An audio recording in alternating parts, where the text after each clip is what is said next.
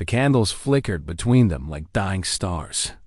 Victoria Hayes sat motionless, her fork frozen halfway to her lips, the perfectly cooked steak on her plate suddenly looking like rubber. Around them, couples laughed and clinked champagne glasses, completely unaware that her entire world had just imploded into silence. Her husband's words hung in the air like poison, each syllable burning into her memory. 5 years of marriage, 5 years of sacrifice, 5 years of believing in forever, all of it crumbling in a single sentence spoken across white linen and roses. She had worn the navy dress he once said made her eyes look like sapphires. She had made reservations 3 weeks early at this upscale downtown restaurant. She had actually believed tonight would be perfect. But perfection died the moment James looked at her with cold, distant eyes and said the words that would change everything. "I wish you weren't my wife." Victoria's hands trembled as she set down her fork, the metallic clink against porcelain impossibly loud in her ears. The restaurant buzzed with life and celebration, but Victoria felt like she was drowning in silence. Her breath came shallow and quick, her vision blurring at the edges as she tried to process what James had just said. "What did you just say?" Her voice emerged as barely a whisper, fragile and disbelieving. James didn't even flinch. He swirled his wine glass slowly, watching the dark red liquid catch the candlelight as if it were the most fascinating thing in the world. His jaw was set, his expression unreadable. "You heard me, Victoria. I said I wish you weren't my wife." The words landed heavier the second time. Each one a stone dropped into still water, sending ripples of pain through her chest. This was supposed to be their anniversary. 5 years. Half a decade of building a life together, of compromises and shared dreams and whispered promises in the dark. Is this some kind of joke? Victoria's voice cracked despite her effort to stay calm.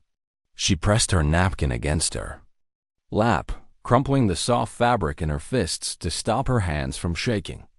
"James, we were fine this morning. We were fine yesterday." "What changed?" James's phone buzzed on the table. He glanced at it quickly, his expression shifting just for a second before he flipped it face down. But Victoria had already seen the name lighting up the screen. Danielle. The phone buzzed again, then again, insistent and demanding. Who is Danielle? The question came out sharp, accusatory. Victoria's heart pounded so hard she could hear it in her ears. Nobody. Just someone from work. James grabbed his phone and shoved it into his pocket, but his face flushed, betraying him. "Can we not do this here?" he muttered, avoiding her eyes. "Do what here? Have a conversation on our anniversary?" Victoria felt heat rising in her chest, spreading up her neck. "You just told me you wish I wasn't your wife. I think I deserve an explanation." James leaned back in his chair, his jaw clenched tight. For a long moment, he just stared at her, and then the words came cold, deliberate, brutal. "Fine. You want the truth?" "You're boring, Victoria. Everything about our life is boring. Same routine every single day. Same conversations, same everything. I feel like I'm suffocating." Each word was a slap. Victoria's eyes burned with tears, but she refused to cry here. Not in this restaurant full of happy couples celebrating happy milestones. She had been boring. She had given up her career as a photographer to support his accounting firm. She had moved across the state when he got promoted. She had put her dreams on hold because he said they needed financial stability first. "I need to use the restroom." James stood abruptly, nearly knocking over his chair. "Your phone." Victoria's voice came out like ice. "Leave your phone." She didn't know why she said it. Maybe some part of her already knew. Maybe some part of her had known for months, but had been too afraid to look. James hesitated, his hand in his pocket. They stared at each other across the flickering candles, and in that moment, Victoria saw the truth written all over his face. Guilt, fear, defiance. Then he pulled out his phone and tossed it onto the table. Fine, whatever. Victoria watched him walk away toward the back of the restaurant. Her hands trembled violently as she picked up his phone. No password.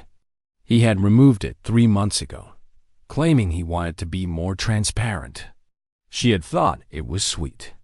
The messages with Danielle filled the screen. Hundreds of them. Photos, heart emojis, plans to meet up. And then she saw the date on one message. 6 months ago. This had been going on for 6 months. I love you too. Can't wait until I don't have to hide anymore. That was from James. Sent 2 weeks ago. Victoria set the phone down carefully. She stood, grabbed her purse, and walked out of the restaurant without looking back. She didn't wait for James to return. She just left, stepping into the cool evening air, finally letting the tears fall as she pulled out her own phone and called her sister. Melissa, can you pick me up? I need somewhere to stay tonight.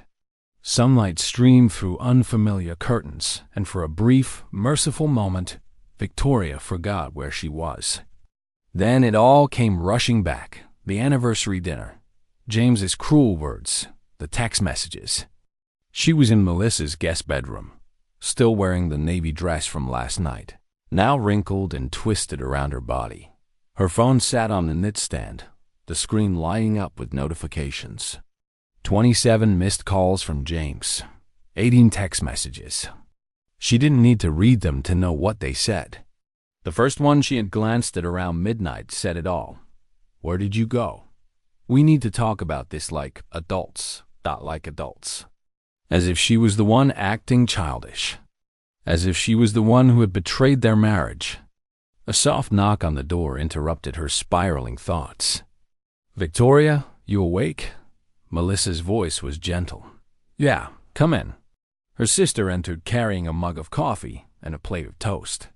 Melissa was 3 years older, with the same chestnut hair and green eyes, but where Victoria usually kept hers long and wavy, Melissa wore hers in a practical bob that suited her straightforward personality. You look terrible, Melissa said, setting the coffee on the nightstand. Thanks. Victoria sat up, accepting the coffee gratefully. The warmth of the mug felt good in her hands. Did you sleep at all? Maybe an hour. Victoria took a sip. It was perfect, just the right amount of cream and sugar. Melissa always remembered the little things. I kept going through James's phone. I know I shouldn't have, but I couldn't stop. What did you find? Everything. Victoria's voice cracked. Pictures of them together. Messages planning dates while I was at home, thinking we were fine. He even told her he loved her. Multiple times. Melissa's jaw tightened, her hands clenching into fists. There's more. Victoria pulled James's phone from under her pillow. She had taken it with her when she left the restaurant, some instinct telling her she would need evidence. Look at this. She showed Melissa a series of messages from 3 months ago. James had sent Danielle photos of jewelry, asking which piece she liked best. The same jewelry Victoria had assumed he bought with his Christmas bonus. The same bonus. She thought they were saving for a down payment on a house. He spent your savings on her? Melissa's voice rose with anger. Our savings. But yeah. Victoria felt numb saying it out loud. I checked our bank account this morning. He's been transferring money out regularly. Small amounts at first, then bigger ones. I never noticed because he always handled the finances. He said he was better with numbers. How much? Almost $9,000 over 6 months. Victoria set down the coffee, afraid she might throw it. We were supposed to have $16,000 saved. Now we barely have 7. Melissa stood and paced the small room, her hands still clenched. Okay, we can work with this. First thing you do is call a lawyer. Today. This morning. You have evidence of infidelity and financial misconduct.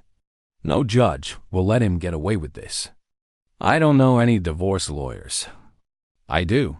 My friend from college, her brother, is a divorce attorney, Benjamin Carter. He's good, and he's fair. I'll call him right now." Victoria wanted to protest, to say it was too fast, that maybe they could work it out. But then she remembered James's face last night. Cold, distant. He hadn't looked like a man who made a mistake. He looked like a man who had already checked out of their marriage months ago. "Okay," Victoria said quietly. "Call him." While Melissa stepped out to make the call, Victoria forced herself to eat the toast. Her stomach churned, but she knew she needed energy for whatever came next. James's phone buzzed in her hand. Another message, but this time from a different number. "Did you tell her yet? When can we stop hiding?" This was from Danielle. Somehow, she had gotten Victoria's number, or perhaps she was texting James's phone, not realizing Victoria had it. Victoria stared at the message, and something shifted inside her. The crushing sadness from last night began to transform into something else. Something harder and clearer. Anger, not the hot, explosive kind that made people scream and throw things. This was cold and calculated. James had humiliated her at their anniversary dinner, spent their money on another woman, and carried on an affair for half a year while Victoria played the devoted wife. He wanted her not to be his wife? Fine. She would grant that wish. But she would make sure he regretted every single choice that led to this moment. Benjamin Carter's office was nothing like Victoria expected.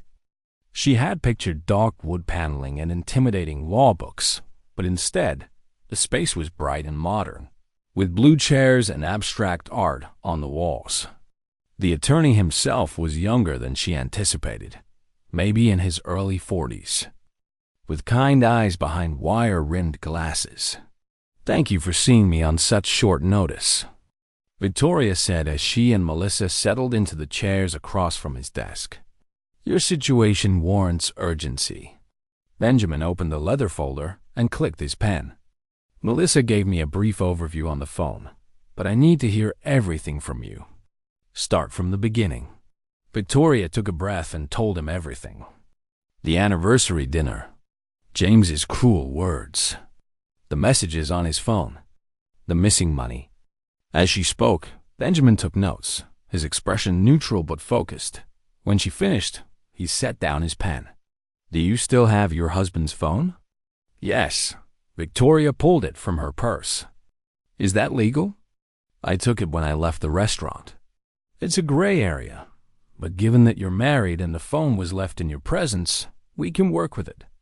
More importantly, you have concrete evidence of adultery and misappropriation of marital funds. That's very good for your case." He paused, studying her carefully. "Victoria, I need to ask you something, and I want you to think carefully before answering.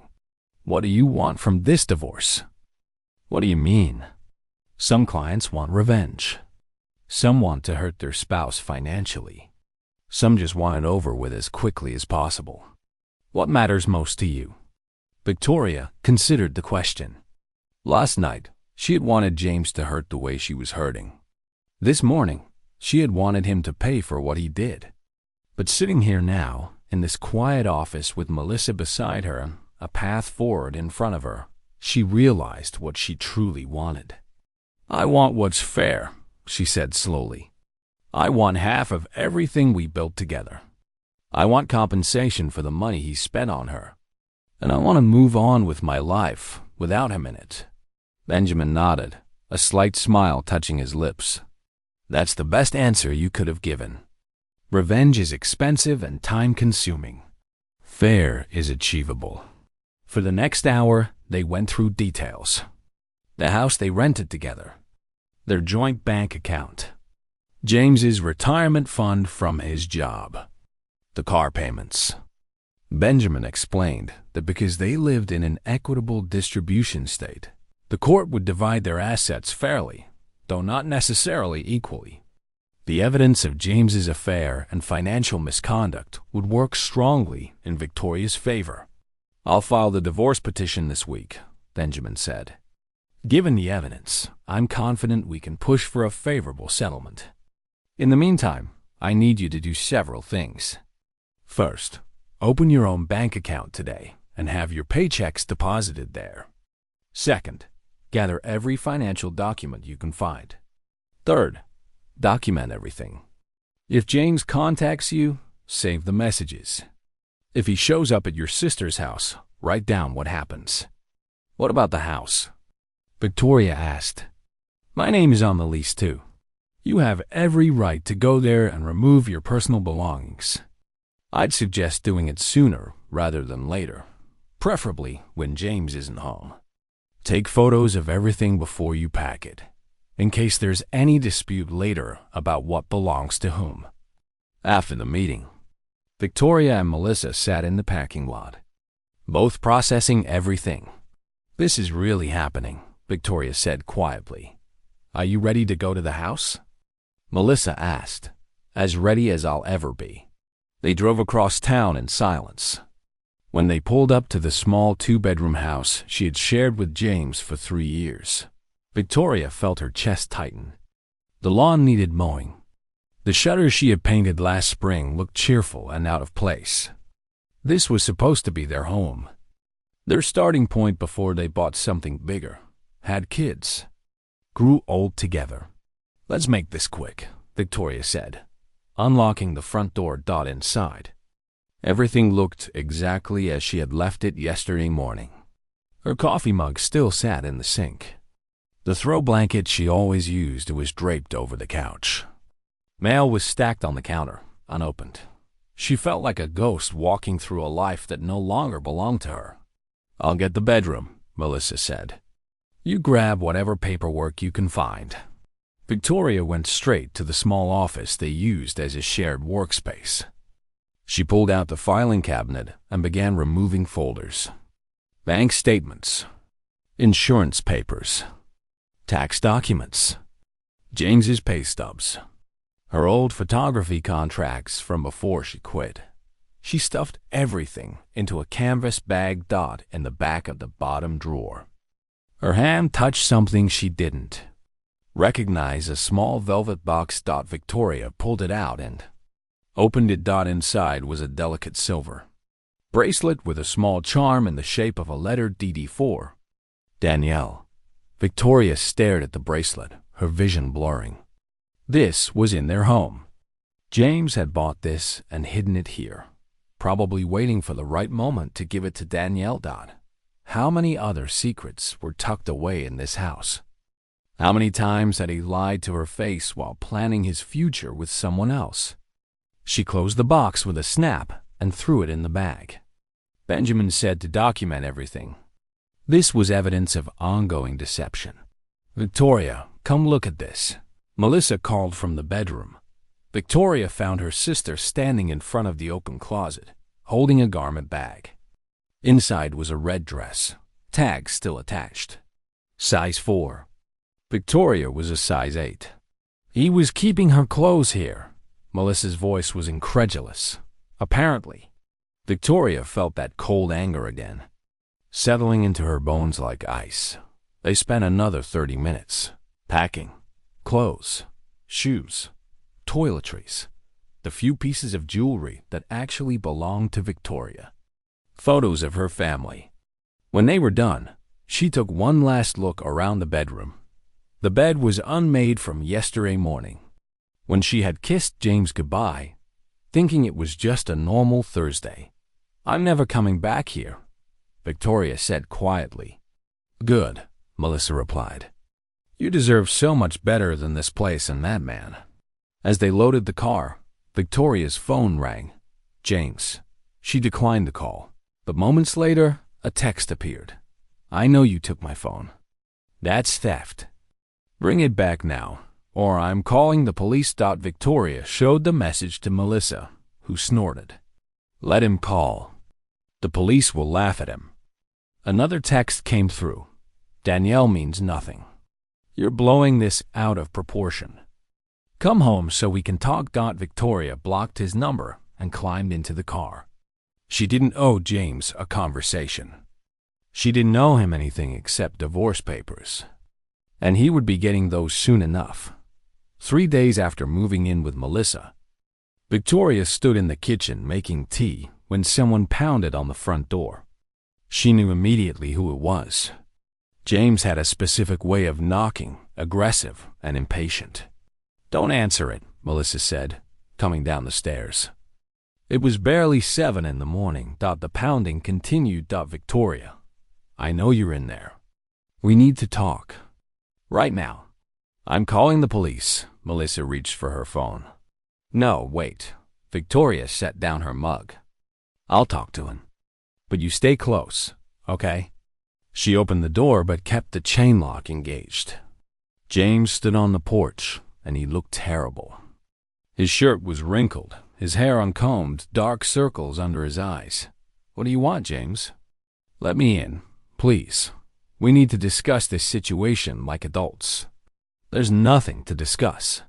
You'll be receiving divorce papers soon." His face paled. "Divorce? Victoria, come on. Don't you think that's extreme? We had one fight. One bad night. One bad night?" Victoria's voice rose despite her intention to stay calm. "You told me you wished I wasn't your wife. You've been having an affair for 6 months. You stole from our savings. That's not one bad night. That's 6 months of lies. I didn't steal anything. That money belongs to both of us. Money you spent on Danielle," Victoria said. "The jewelry, the dinners, the hotel rooms, all of it.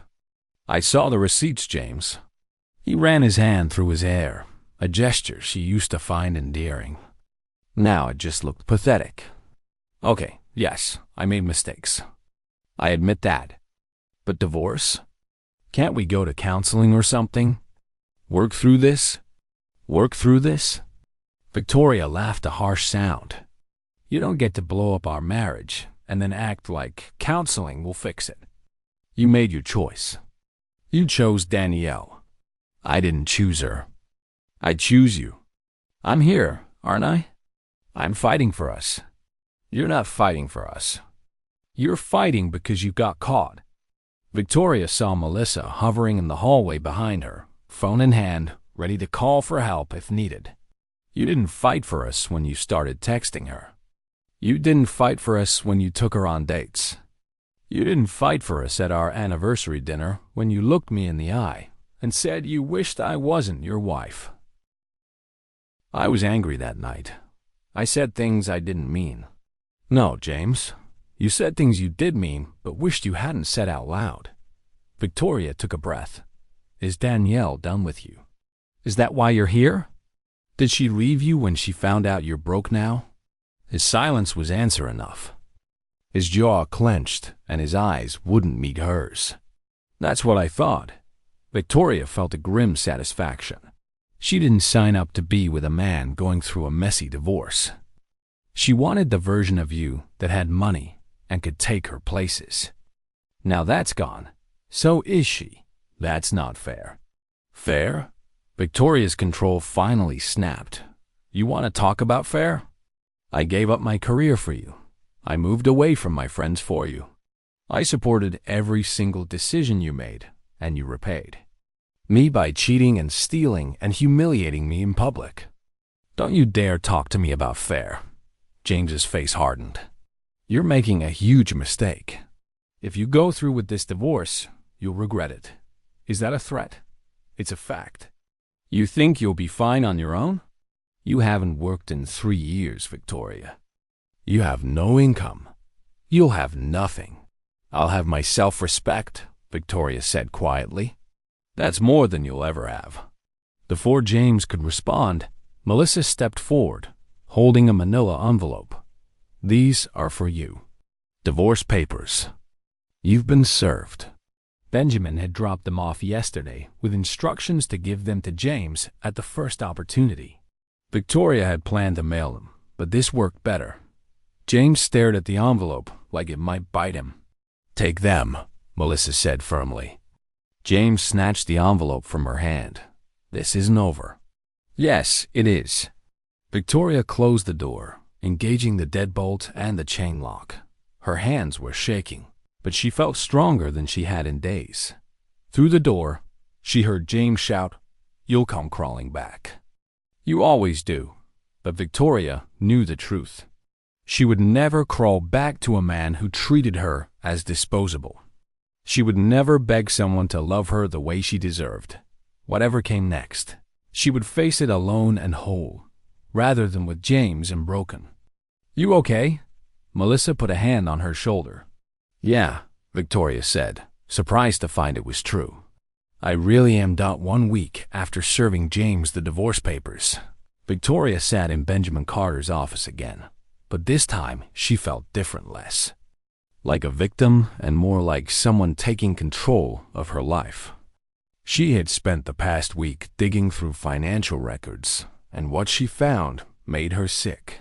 He's been transferring money directly to Danielle's account, Victoria said, spreading bank statements across Benjamin's desk. She had highlighted each suspicious transaction in yellow. Look here, here, and here. Monthly payments of $600 starting 7 months ago. Benjamin examined the statements carefully, his expression growing more serious. This is beyond just spending marital funds inappropriately. This is systematic financial support of an extramarital relationship. Did you authorize any of these transfers? No, I didn't even know they were happening. James always said he was handling our finances, and I should focus on the household. Victoria heard the bitterness in her own voice. I trusted him completely. That trust is exactly what we'll emphasize in court. Benjamin made notes on his legal pad. What else did you find? Victoria pulled out another document, credit card statements. He opened a card in both our names without telling me. He maxed it out at $13,000. The charges are all from expensive restaurants, hotels, and jewelry stores. All places I've never been. He put you in debt to finance his affair. Yes, the word came out flat. Victoria had cried about this discovery for hours 2 nights ago. Now she just felt numb. I also found receipts in his email. He was paying part of Danielle's rent, $500 a month for the past 6 months. Benjamin sat back in his chair, removing his glasses to clean them. Victoria, this is actually excellent news for your case. Excellent? How? Because it shows a pattern of financial misconduct and deliberate deception. James didn't just have an affair. He systematically diverted marital assets to support his girlfriend while you believed you were building a future together. Any judge will see this as a serious breach of fiduciary duty. He put his glasses back on. I'm going to push for you to receive compensation for all of these unauthorized expenditures, plus a larger share of any remaining marital assets. What about his retirement fund? That's marital property too. You're entitled to half of whatever he contributed during your marriage. Benjamin flipped through his notes. How long have you been married? 5 years, almost exactly. And how much is in his retirement account? Victoria pulled out the statement she had found. $47,000. That means you're entitled to approximately $23,000, possibly more if the court decides to compensate you for his misconduct. Benjamin smiled slightly. Between that, the debt he created, and the misappropriated funds, James is going to face some serious financial consequences. For the first time since this nightmare began, Victoria felt a spark of satisfaction. Not joy exactly, but a sense that justice might actually be possible. What happens next? James has 30 days to respond to the divorce petition. Based on the evidence, I expect he'll try to settle rather than go to trial. Most people do when the facts aren't in their favor. But we'll be prepared either way. After the meeting, Victoria drove back to Melissa's house and found her sister in the living room with her laptop. How'd it go? Good. Really good, actually. Victoria sat down beside her. Benjamin thinks we have a strong case. James might even try to settle. Of course he will. He knows he messed up. Melissa closed her laptop. So, what are you going to do now? I don't mean about the divorce. I mean about you. Your life. What do you want? It was a question Victoria had been avoiding. For 3 years, her identity had been wrapped up in being James's wife. Before then, she had been a freelance photographer, taking on projects for weddings, portraits, and small businesses. She had been good at it too, but James had convinced her that freelancing was too unstable, that they needed her to get a regular job with benefits. So she had taken a position as an administrative assistant at a medical office. The work was fine, but it wasn't fulfilling. It wasn't hers. "I want to photograph again," Victoria said slowly. "I miss being creative. I miss capturing moments that matter.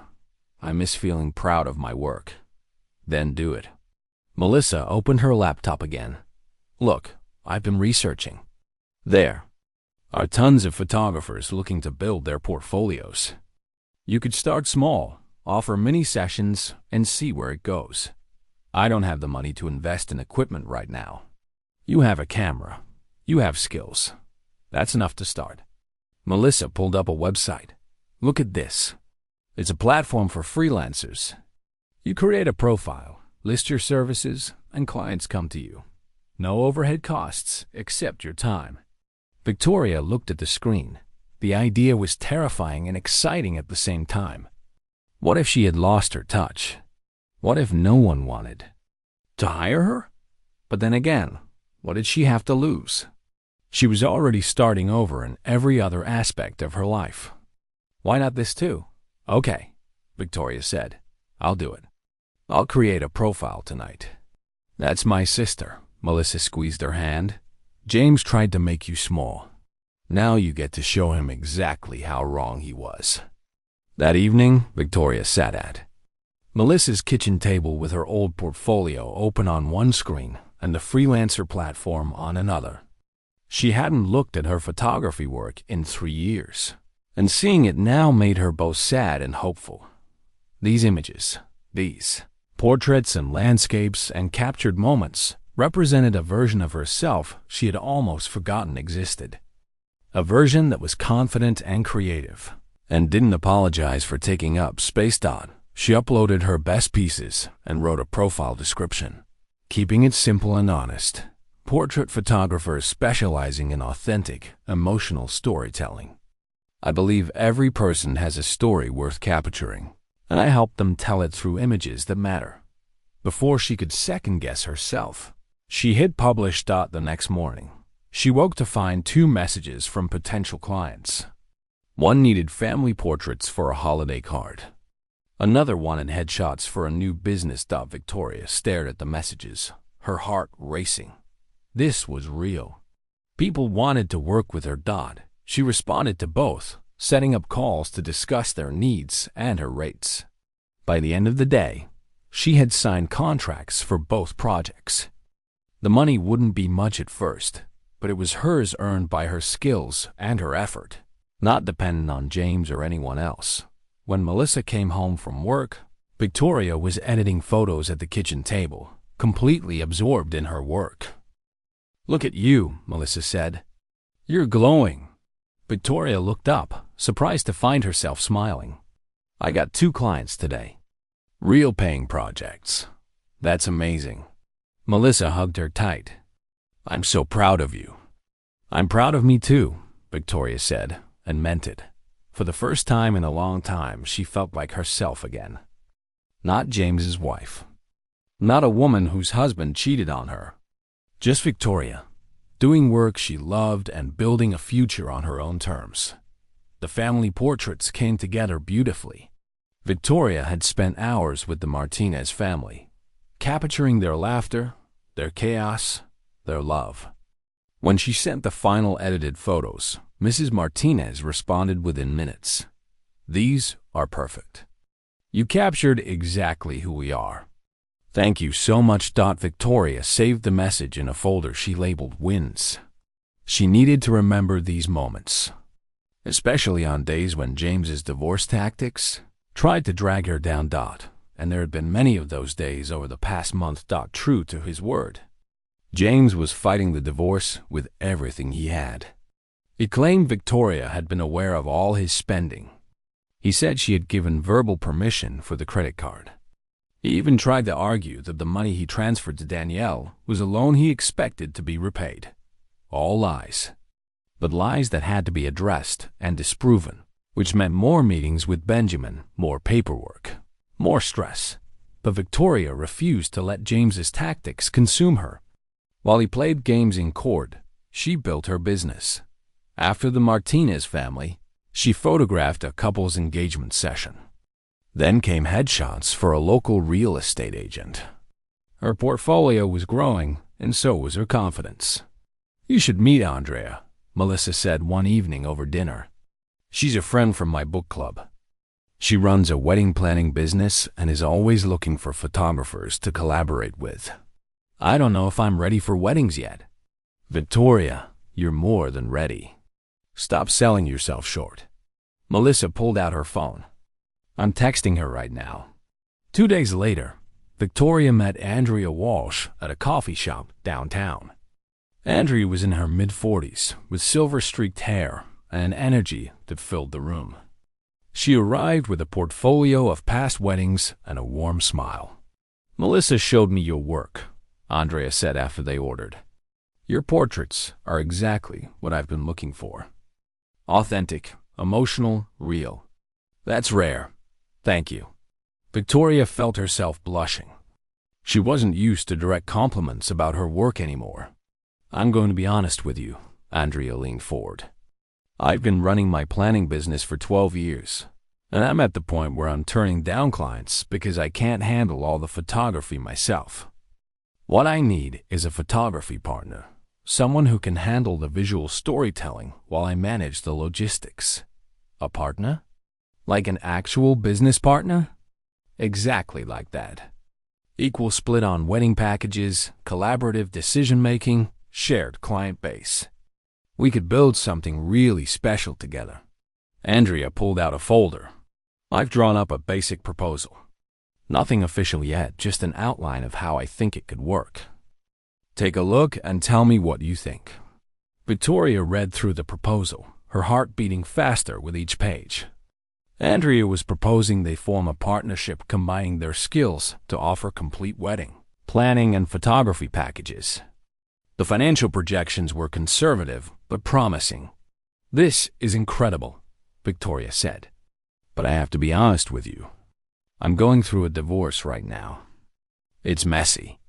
I don't know if this is the right time to start something new. Melissa told me about your situation." Andrea's expression was kind. "And I'm going to tell you what my therapist told me when I got divorced 8 years ago. The right time never comes. You just have to decide you're worth the risk and go for it." "You're divorced too?" "Messily divorced.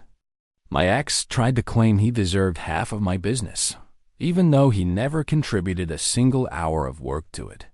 Andrea smiled grimly. "I fought him for 18 months. It was exhausting and expensive, but I won. And you know what I learned? The best revenge is building something so successful that they regret ever underestimating you." Victoria felt something shift inside her chest. This was exactly what she needed to hear. Not platitudes about time healing all wounds, but the plain truth from someone who had been there and survived. "I'm in," Victoria said. "Let's do this." They spent the next 2 hours mapping out details. They would call the business Walsh Hayes Creative Weddings.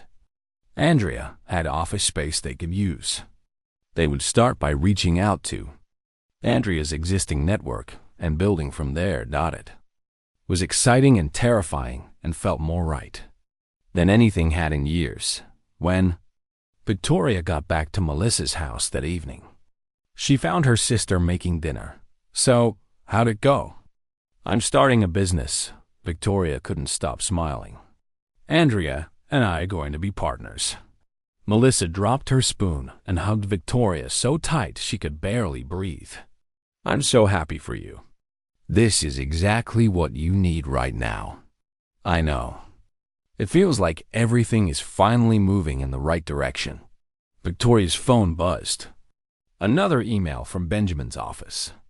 She opened it, her good mood evaporating instantly. Court date set for settlement conference. 3 weeks from today. James's attorney is pushing for spousal support and claiming you should be responsible for half the credit card debt. Bring all documentation we've discussed. 3 weeks.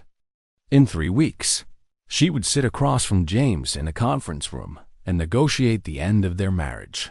The thought made her feel sick, but also strangely calm. She had evidence. She had a good attorney. And she had something James could never take away, a future she was building herself. Bad news? Melissa asked. Court date. But it's okay. Victoria set down her phone. I'm ready for this. The settlement conference room was smaller than Victoria expected. Just a long table, 8 chairs, and fluorescent lights that made everyone look slightly unwell. Benjamin sat on her right, a stack of documents in front of him. Across the table sat James and his attorney, a sharp-looking woman named Miss Chen, who had a reputation for aggressive tactics. James looked worse than when Victoria had seen him on Melissa's porch. He had lost more weight. His suit hung loose on his frame, and his eyes were bloodshot. Part of her wanted to feel sorry for him. Most of her didn't care. Let's begin, said the mediator, an older man named Judge Morrison, who was overseeing the settlement discussions. We're here to see if we can reach an agreement without going to trial. Mr. Carter, would you like to present your client's position? Benjamin opened his folder with calm precision. My client is seeking an equitable division of marital assets, compensation for funds misappropriated during the marriage, and sole responsibility for debts that she did not authorize or benefit from. Miss Chun leaned forward. My client contests the characterization of any spending as misappropriation. All financial decisions were made jointly, and Mrs. Hayes was aware of household finances throughout the marriage. That's not true, Victoria said before she could stop herself. Benjamin touched her arm gently. Let me handle this. He turned back to Miss Chun. We have extensive documentation showing that Mr. Hayes concealed financial information from my client. Bank statements, credit card receipts, and direct transfers to a third party over a 7-month period. Mrs. Hayes discovered these transactions only after finding evidence of her husband's infidelity. The alleged infidelity has no bearing on asset division, Ms. Chun said smoothly. This is a no-fault divorce state. The infidelity is relevant because marital funds were used to support the extramarital relationship, Benjamin countered. Mr. Hayes systematically transferred money to his girlfriend, paid her rent, purchased gifts, and opened credit cards in both his and my client's names without her knowledge or consent. This isn't a case of marital spending. This is financial misconduct. Judge Morrison held up a hand. Let's look at the evidence. Mr. Carter, please present your documentation. For the next hour, Benjamin laid out the case piece by piece. The highlighted bank statements, the credit card James had opened without telling Victoria, the receipts for jewelry, dinners, and hotel rooms. Every piece of evidence painted a clear picture of deception. James's face grew redder as the evidence piled up. Finally, he exploded. This is ridiculous. Victoria is trying to take everything from me because she's bitter. She can't accept that our marriage was over. Mr. Hayes, please refrain from outbursts, Judge Morrison said firmly. Our marriage was over because you ended it, Victoria said, her voice steady. You chose to have an affair. You chose to steal from our savings. You chose to humiliate me at our anniversary dinner. I'm just choosing to protect myself now. Protect yourself? James laughed bitterly. You're trying to destroy me financially. No, James, I'm trying to get back what you took from me. There's a difference. Miss Chun cleared her throat. Perhaps we should discuss specific numbers. What is your client seeking in terms of settlement, Mr. Carter? Benjamin slid a paper across the table. My client is seeking 50% of Mr. Hayes' retirement fund accumulated during the marriage, which amounts to $23,000. She is also seeking $16,000 in compensatory damages for misappropriated marital funds. Additionally, Mr. Hayes will assume full responsibility for the $13,000 credit card debt he created without her authorization. That's over $50,000, Ms. Chun said. My client doesn't have that kind of liquidity. Then he'll need to make payment arrangements. My client is willing to accept structured payments over time with interest. James slammed his hand on the table. This is insane. I'm not agreeing to any of this. Then we'll see you in court, Benjamin said calmly, where a judge will likely award my client even more, plus attorney's fees. Ms. Chun and James huddled together, whispering urgently. Victoria watched them, feeling strangely detached.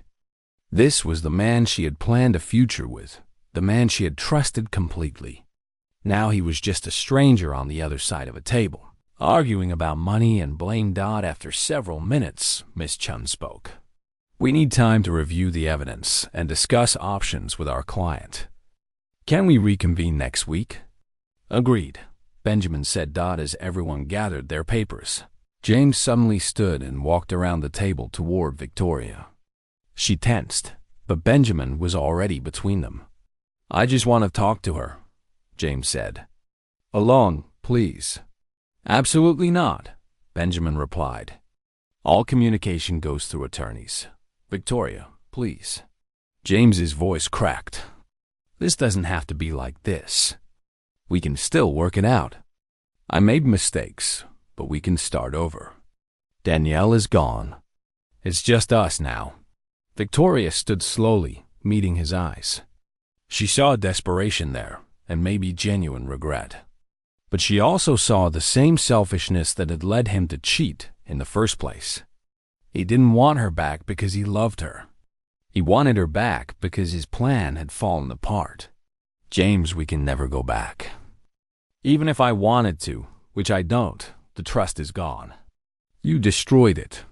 She picked up her purse. Sign the settlement agreement.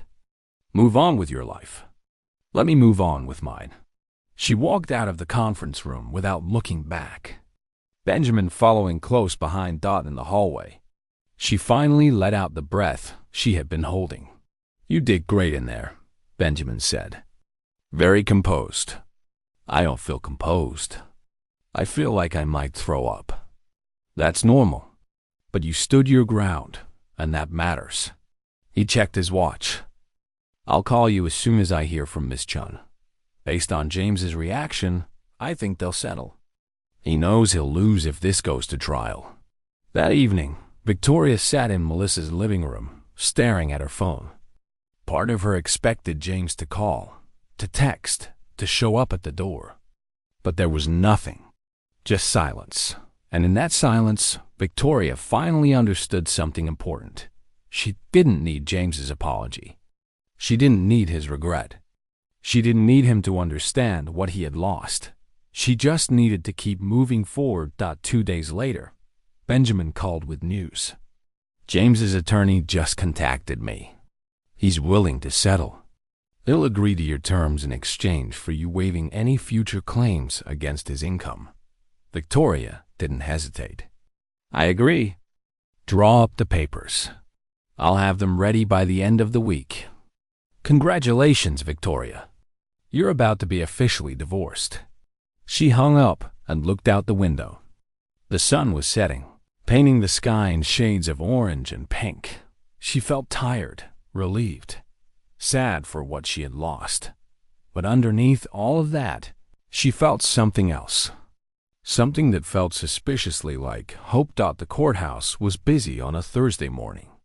Lawyers in suits, families clustered on benches, the constant echo of footsteps on marble floors. Victoria sat outside the courtroom with Benjamin and Melissa, wearing a burgundy blazer she had bought specifically for this day. She wanted to look strong and put together, even if she felt nervous inside. How are you holding up? Melissa asked. I'm okay. Ready to get this over with. Victoria checked her phone. No messages. James hadn't tried to contact her since the settlement conference 2 weeks ago. According to Benjamin, he had signed all the papers without further argument. Today was just a formality, the judge officially dissolving their marriage and approving the settlement terms. All rise. The Honorable Judge Morrison presiding. They filed into the courtroom. It was smaller than the ones on television, just a few rows of benches and the judge's platform. James was already there with Miss Chun, sitting on the opposite side of the room. He didn't look at Victoria when she entered. Judge Morrison reviewed the settlement agreement, asking questions about assets, debts, and whether both parties understood the terms. Victoria and James each confirmed that they did. The whole process took less than 30 minutes. Based on the evidence presented and the agreement reached by both parties, this court grants the dissolution of marriage between Victoria Hayes and James Hayes. The settlement terms are approved and will be legally binding as of today's date. Judge Morrison signed the papers with a flourish. You're both free to go. Just like that, it was over. 5 years of marriage ended with a signature. Victoria stood, feeling strange. She had expected to feel something dramatic, but instead she just felt tired and ready to leave. Outside the courtroom, Benjamin shook her hand. Congratulations. You handled this with grace and dignity. I'll file the final paperwork today, and you'll receive copies of everything within the week. Thank you for everything. I couldn't have done this without you. You did the hard part. He smiled. Good luck with your business. Something tells me you're going to do very well. Melissa drove Victoria home in silence. It wasn't until they pulled into the driveway that Melissa spoke. How do you feel? Honestly, I'm not sure yet. Ask me tomorrow. But the next morning, Victoria woke up and knew exactly how she felt. Like she had been carrying something heavy for so long that she had forgotten what it felt like to move freely. The marriage was over. The legal battle was done. Now she could finally focus on building her future without looking over her shoulder. The settlement money came through faster than expected. $23,000 from James's retirement fund, plus $16,000 in compensatory damages. After paying Benjamin's fees and settling the debts James had left behind, Victoria had almost $22,000 in her bank account. It wasn't a fortune, but it was enough to start fresh. She immediately put half into savings and used the rest to invest in her business with Andrea. They upgraded their photography equipment, rented a small studio space, and launched a marketing campaign to attract new clients. Walsh Hayes Creative Weddings was growing faster than either of them had anticipated. We need to hire an assistant, Andrea said one afternoon as they reviewed their project calendar. We have more bookings than we can handle alone. Victoria looked at the calendar filled with weddings, engagement sessions, and consultations. We've only been doing this for 3 months. Exactly. And if we want to keep growing, we need support. They hired a college student named Emma, who was studying business administration. She was eager, organized, and caught on quickly. With Emma handling the scheduling and administrative work, Victoria and Andrea were able to focus on what they did best, creating beautiful moments for their clients. One evening, as Victoria was leaving the studio, she ran into someone she hadn't expected to see. Danielle. The other woman was standing outside a coffee shop across the street, looking at her phone. She glanced up, and their eyes met. For a moment, neither moved. Then, Danielle started walking toward her, and Victoria felt her stomach drop. But she didn't run. She just stood there, waiting. Victoria, Danielle said as she approached. She looked different than Victoria had imagined, younger, more uncertain. I know you probably don't want to talk to me. You're right. I don't. Victoria turned to leave. Wait, please. I just need to say something. Danielle's voice was desperate. I'm sorry for everything. I know that doesn't fix anything, but I need you to know that I'm sorry. Victoria turned back. Why are you telling me this? What do you want from me? Nothing. Danielle looked down. James told me you were boring, that you didn't care about him, that your marriage was already over. I believed him because I wanted to, but I was wrong, and I'm sorry I helped hurt you. Victoria studied the woman in front of her. She could feel anger rising, all the pain and humiliation of the past months threatening to overflow. But underneath that, she felt something else. Pity. Danielle had been lied to, just like Victoria had. James had manipulated both of them. I appreciate the apology, Victoria said carefully, but it doesn't change anything. What's done is done. James made his choices, and so did you. I've moved on, and I suggest you do the same. Danielle nodded, tears in her eyes. I understand. Thank you for listening. Victoria walked away, her heart pounding. She had handled that better than she expected. No yelling, no drama. Just honesty and boundaries. That night, she called Melissa and told her about the encounter. I actually felt sorry for her, Victoria admitted. She got played too. Don't feel too sorry. She still chose to be with a married man. True, but holding on to anger isn't helping me. It's just keeping me stuck in the past. Victoria looked out the window of her new apartment, which she had moved into last week. It was small but bright, with big windows and space for a home office. I'm ready to let it all go. The anger, the hurt, all of it. I want to focus on what's ahead, not what's behind. That's very mature of you. Yeah, well, I'm tired of being angry. It's exhausting. Victoria smiled. Plus, I have too many good things happening to waste energy on James and Danielle. The business is thriving. I love my new apartment. And I'm actually happy. Really, genuinely happy. I'm proud of you, little sister. You took something terrible and turned it into an opportunity to build the life you always deserved. After they hung up, Victoria sat in her living room, surrounded by unpacked boxes, and felt grateful. Grateful for Melissa's support. Grateful for Benjamin's expertise. Grateful for Andrea's partnership. But most of all, grateful for her own strength. She had survived the worst thing she could imagine. And she had come out the other side stronger and more sure of herself than ever before. The divorce was final. The chapter was closed. Now it was time to write a new story, one where she was the author of her own happiness. 6 months after the divorce was finalized, Victoria stood in front of a room full of engaged couples, presenting a wedding photography workshop that Walsh Hayes Creative Weddings was hosting. Your wedding photos aren't just documentation, she explained, clicking to the next slide. They're the visual story of the most important day of your life.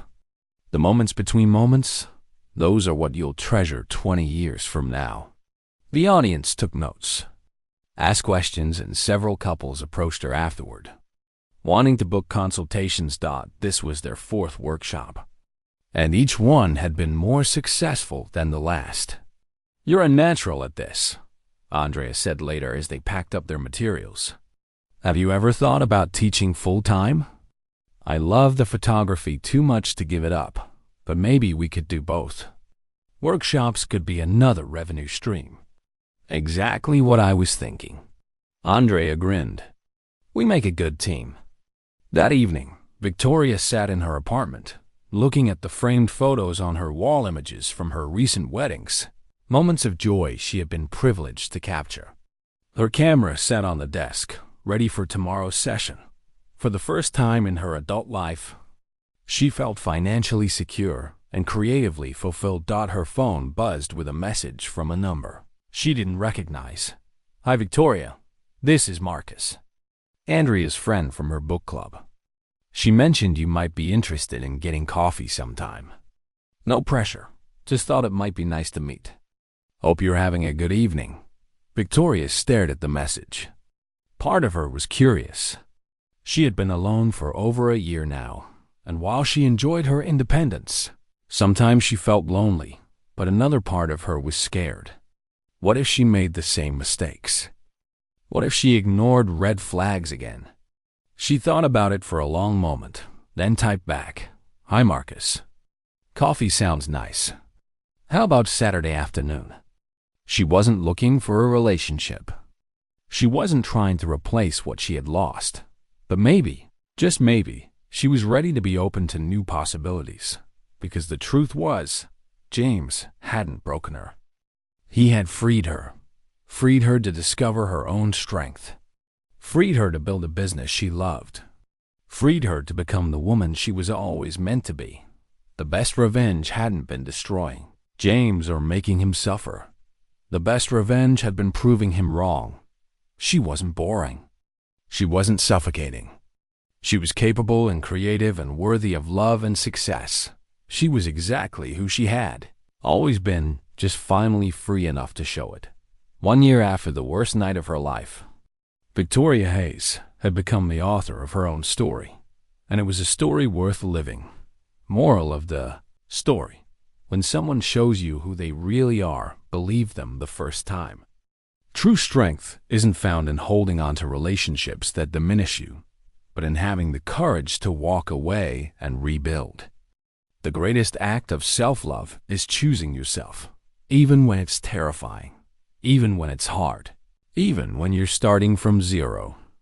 Because sometimes the person who betrays you isn't ending your story. They're just clearing the path for the one you were always meant to write. Your value doesn't decrease based on someone's inability to see your worth. And the best form of revenge is becoming so authentically, powerfully yourself that you forget to be angry at all.